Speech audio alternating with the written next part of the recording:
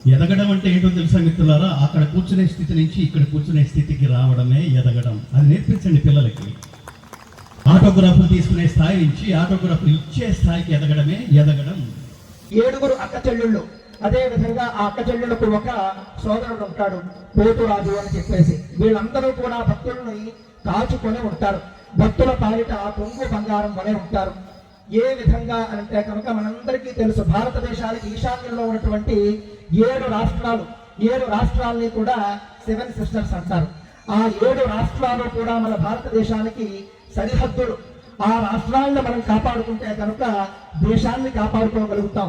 అదే విధంగా ఈ గ్రామ దేవతల్ని కాపాడుకోగలిగితే కనుక సనాతన ధర్మాన్ని కాపాడుకోగలుగుతాము అనేటటువంటి విషయాన్ని దృష్టిలో పెట్టుకోండి.